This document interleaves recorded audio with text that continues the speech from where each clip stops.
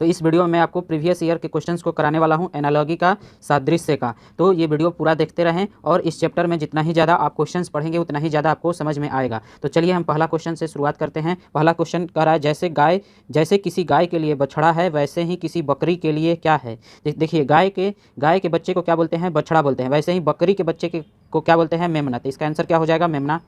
दूसरा क्वेश्चन है जैसे जहाज जैसे कप्तान से संबंधित है वैसे अखबार किससे संबंधित है। तो देखिए जहाज का जो देख रेख होता है वो कौन करता है, कप्तान करता है। तो वैसे ही जो अखबार को छापा जाता है तो ये किसके देख रेख में छापा जाता है, तो ये आपका देख रेख होता है संपादक के देख रेख में ही अखबार को छापा जाता है।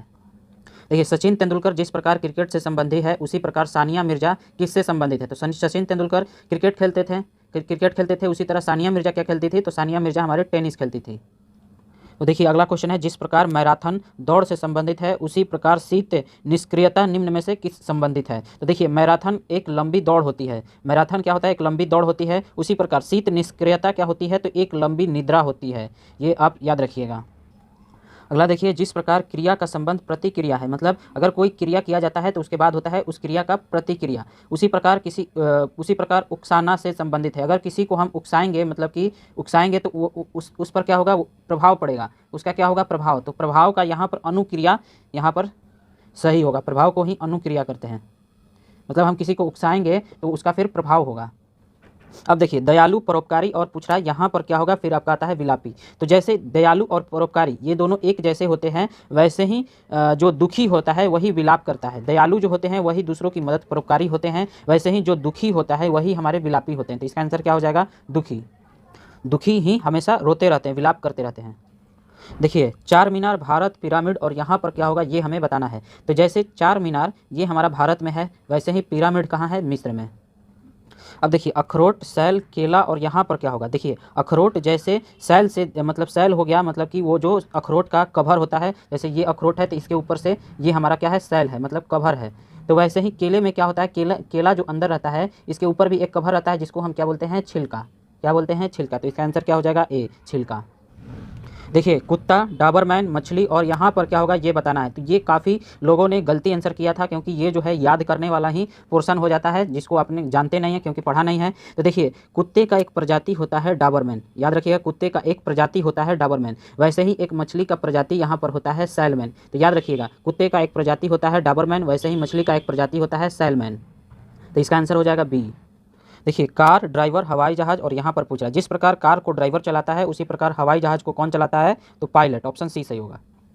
देखिए बंदूक, गोली और टार्च और यहाँ पर क्या होगा ये पूछ रहा है। तो यहाँ पर देखिए जिस प्रकार बंदूक में गोली डाली जाती है वैसे ही टार्च में क्या डाली जाएगी, बैटरी। तो यहाँ ऑप्शन बी सही होगा।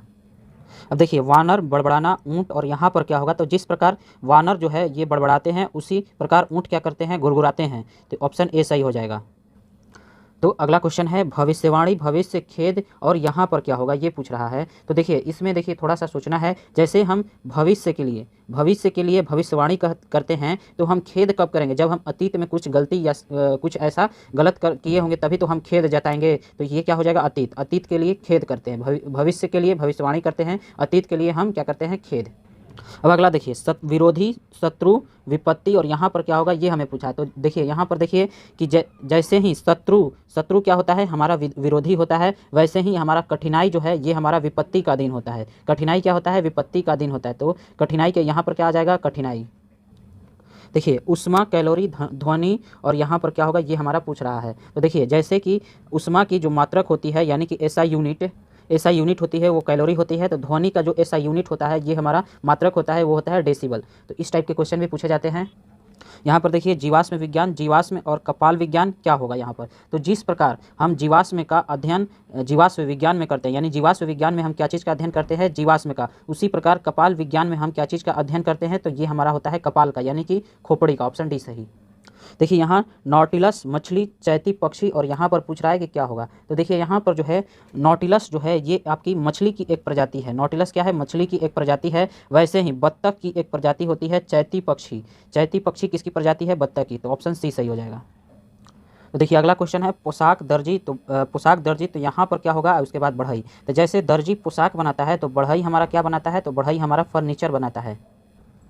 तो यहाँ पर देखिए महाराष्ट्र, भारत, टेक्सास और यहाँ पर क्या होगा ये पूछ रहा है। तो इसमें ध्यान देना है कि महाराष्ट्र एक भारत का राज्य है।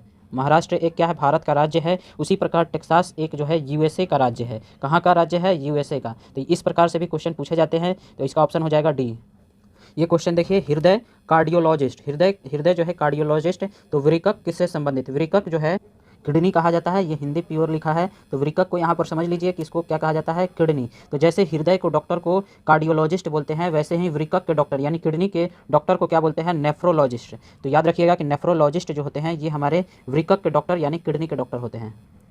देखिए जैसे यहाँ दिया है टेडपॉल और पूछ रहा है यहाँ पर क्या होगा, वैसे ही यहाँ कैटरपिलर और तितली यहाँ पर दिया है। तो ये समझ लिए कि तितली का जो युवा अवस्था होता है उसको बोलते हैं कैटरपिलर। जैसे इंसान के युवा अवस्था को क्या बोलते हैं, नौजवान बोलते हैं। वैसे ही टेडपोल किसकी युवा अवस्था है, तो टेडपोल जो है ये आपकी मेढक की युवा अवस्था को बोलते हैं टेडपोल। तो याद रखिएगा कि तितली की युवा अवस्था को क्या बोलते हैं, कैटरपिलर। उसी तरह टेडपोल बोलते हैं मेढक के युवा अवस्था को।